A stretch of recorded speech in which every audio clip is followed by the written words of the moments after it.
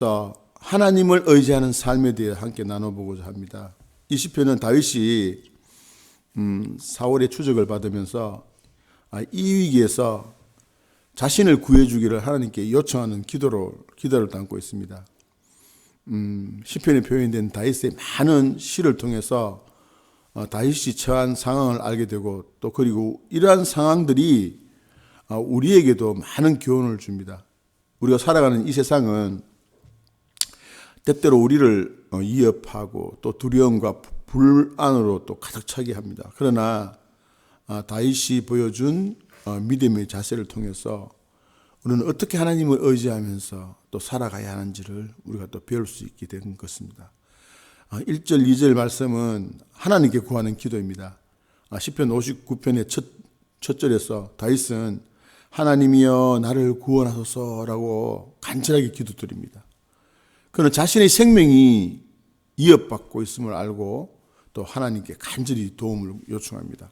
우리도 삶의 어려움 속에서 하나님께 기도하는 것이 얼마나 중요한지를 우리가 깨닫고 있습니다, 여러분. 기도는 단순한 요청이 아니라 또 하나님과의 관계를 깊게 하고 또 우리의 마음을 하나님께 활짝 열어주는 것임을 우리가 잊지 않았으면 좋겠습니다. 또 3절, 4절의 말씀은 악의 세력에 대한 인식입니다.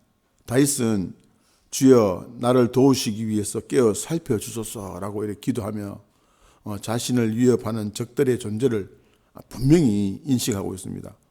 우리는 이 세상에서 악의 세력이 여전히 존재하고 있다는 사실을 잊지 말아야 합니다.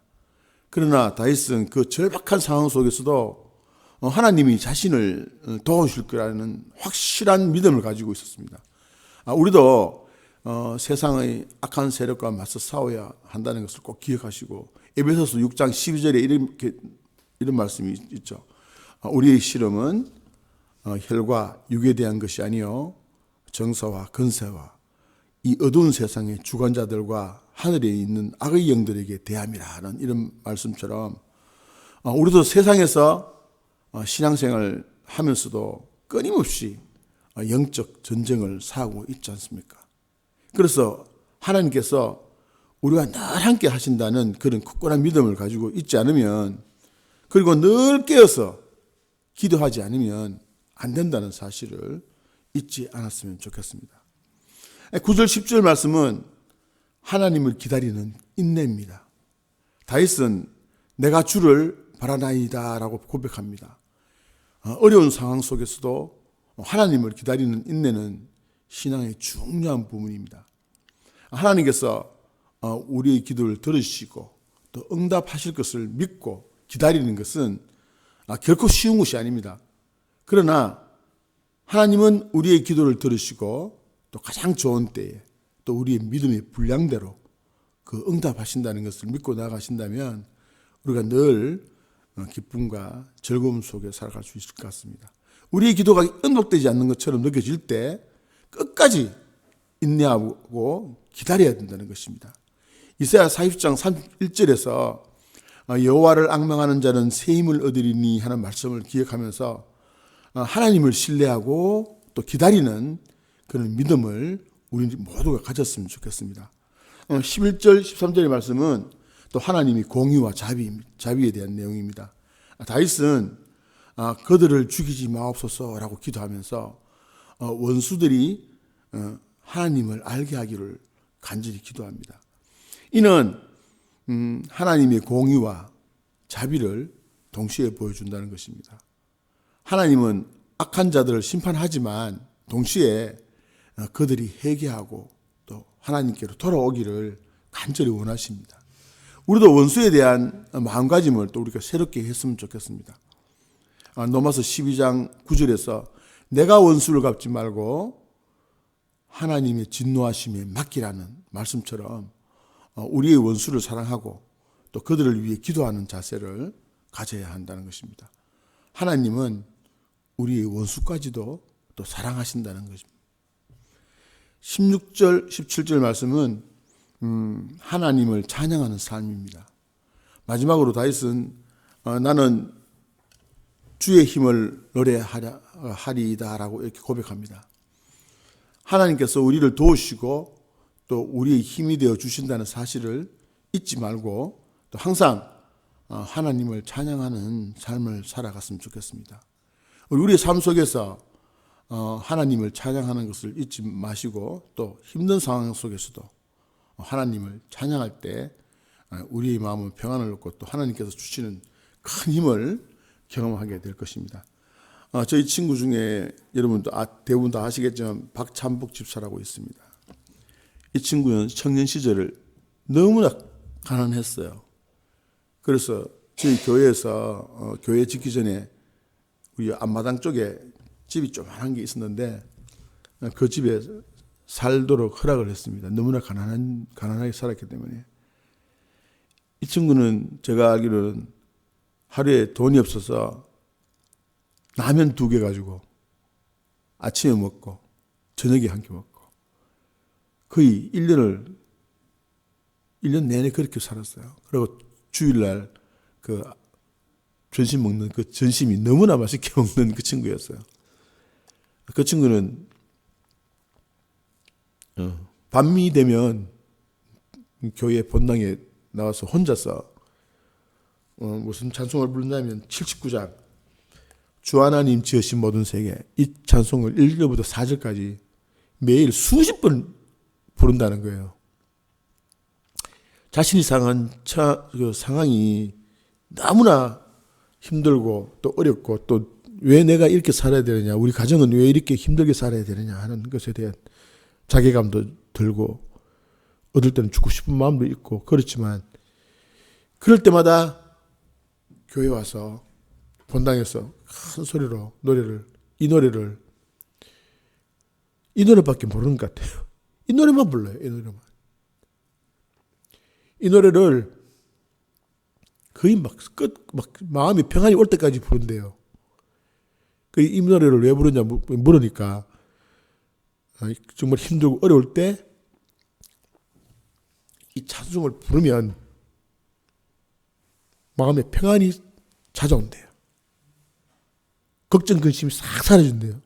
그것도 아침 일어나면 또 그렇지 않잖아요. 삶의 현실 속에서. 또 너무나 힘들고 어려운 상황 속에서도 또 살다가 또 밤 되면 또 교회 와서 이 찬송을 계속 부르는 거예요. 그럼 밤이 되면 또 편안한 마음을 가지고 또 잠을 잘 수 있다는 겁니다. 이처럼 여러분이 좋아하는 찬송이 분명히 있을 겁니다, 여러분. 그래서 늘 우리들이 입술에서도 자신이 좋아하는 그 찬송을 늘 읊조리면서 그렇게 살아갔으면 좋겠습니다. 왜냐하면 우리가 늘 잘 아시잖아요. 찬송은 곡조 있는 기도잖아요. 찬송을 부른다는 것은 하나님께 노래하면서 기도하는 것 같잖아요. 그래서 여러분이 정말 마음에 와닿는 그런 찬송이 있다면 그 찬송을 끊임없이 평상시에도 걸어다니면서도 집에서도 누워있으면서도 계속 부르면 그 기도를 그 찬송 가사가 너무 좋은 가사들이 많잖아요. 그죠? 그 기도를 하나님께 드리는 것 같다는 그런 우리 다른 어떤 목사님께서 말씀하시더라고요. 시편 100편 1절 2절에서 또 이런 말씀을 하십니다. 온 땅이여 여호와께 즐거운 소리로 부르짖으라. 이런 말씀처럼 우리의 삶이 우리의 삶 속에서 하나님을 찬양하는 그런 삶을 살았으면 좋겠습니다. 이제 시편 59편의 말씀을 다시 한번 정리해 보면 다윗은 사울 왕으로부터 위협받는 그런 상황 속에서 하나님께 간절하게 구원을 요청합니다. 그리고 그의 기도는 우리에게 많은 교훈을 주는데 오늘 이 말씀을 통해서 우리가 어려운 상황 속에서 하나님께 어떻게 기도하는지를 요약하는 그런 말씀 같습니다. 첫 번째 59편을 통해서 알 수 있는 것은 구원의 요청입니다. 시편 59편은 다윗이 정말 적으로부터 막 위협받는 속에서 하나님께 막 간절하게 구원을 요청하는 그런 기도잖아요. 그런 하나님 나를 구원해 주세요 이렇게 간절하게 외치잖아요. 우리도 우리의 삶 속에서 여러 가지 어렵고 그 고난을 경험할 때 그럴 때 하나님께 우리의 어려움을 솔직하게 털어놓고 도와달라고 구원의 손길을 요청하는 우리 모두가 되었으면 좋겠습니다. 예를 들어서 우리가 직장에서의 스트레스나 뭐 사업을 하면서 또 가정의 문제, 또 자녀 문제 이런 것들이 많이 있잖아요. 이렇게 힘들고 어려울 때 하나님께 정말 솔직하게 기도하는 것이 중요하다는 것입니다. 다윗처럼 하나님께 우리의 마음을 쏟고 또 그분의 도움심을 구하는 것이죠. 시편 34편 17절은 이렇게 말씀합니다. 의인이 부르짖을 때 여호와께서 들으시고 그들의 모든 환난에서 건지신다. 이렇게 말씀하십니다. 하나님은 우리의 기도를 들으시고 또 우리에게 응답하시는 분심을 믿고 우리가 간절히 기도하면 하나님께서 우리의 기도를 절대로 땅에 떨어지지 않고 하나님께 상납하신다는 것을 우리 믿고 나갔으면 좋겠습니다. 둘째로 하나님에 대한 신뢰입니다. 다윗은 기도하는 중에도 하나님에 대한 신뢰를 잃지 않았습니다. 그러나 하나님이 자신의 방패가 되어 주실 것이라는 것을 굳게 믿었습니다. 우리도 어려운 상황 속에서 하나님을 신뢰하는 우리가 되었으면 좋겠습니다. 시편 23편에서 다윗은 내가 사망의 음침한 골짜기로 다닐지라도 해를 두려워하지 않을 것은 주께서 나와 함께 하심이라 이렇게 고백합니다. 하나님은 우리의 삶의 모든 순간에 함께 하십니다. 우리가 힘들고 지칠 때 그분의 약속을 기억하고 신뢰하는 것이 너무나 중요합니다. 하나님은 결코 우리를 버리시지 않으시고 우리의 기도를 들으시고 응답하시는 분이시기 때문입니다. 셋째로 찬양과 경배입니다. 다윗은 기도한 후에 하나님을 찬양하는 것으로 시편을 마무리합니다. 그는 하나님께서 자신을 구원해 주실 것이라는 믿음으로 찬양을 드립니다. 또 우리도 기도한 후에 하나님께 감사와 찬양을 드리는 것이 중요하다고 생각합니다. 시편 30편 12절은 주께서 나의 슬픔을 변하여 춤이 되게 하셨나이다 라고 고백합니다. 기도는 단순히 요청하는 것이 아니라 하나님의 관계를 깊게 하는 대화라고 했잖아요. 우리가 기도한 후에는 하나님께서 주신 은혜와 또 감사, 그 감사에 대해 찬양하는 시간을 가졌으면 좋겠습니다. 하나님은 우리의 찬양을 기뻐하십니다. 그리고 우리는 찬양을 통해서 하나님의 우리의 마음을 평안을 얻고 또 슬픔이 기쁨으로 변하고 또 하나님에 대한 우리의 믿음이 더 깊어지는 놀라운 일들이 찬양을 통해서 일어난다는 것을 기억했으면 좋겠습니다. 넷째로 고난과 회복입니다. 마지막으로 시편 59편은 고난 속에서도 회복의 소망을 잃지 않는 다윗의 모습을 보여줍니다. 우리는 인생에서 여러 가지 고난을 경험할 수 있지만 그 고난이 끝이 아니라는 것을 꼭 기억했으면 좋겠습니다. 하나님은 우리를 회복시키시는 분이십니다. 시편 40편에서 다윗은 내가 기다리며 여호와를 바랐더니 그가 내게 귀를 기울이시고 나를 건지셨다 이렇게 말씀하십니다. 하나님은 우리의 기도를 들으시고 또 우리를 회복시키시는 분입니다. 고난 속에서도 하나님을 신뢰하고 또 기도하면서 그분의 응답을 기다리는 것이 너무나 중요한 것 같습니다. 사랑하는 여러분, 오늘 우리는 시편 59편을 통해서 위기 속에서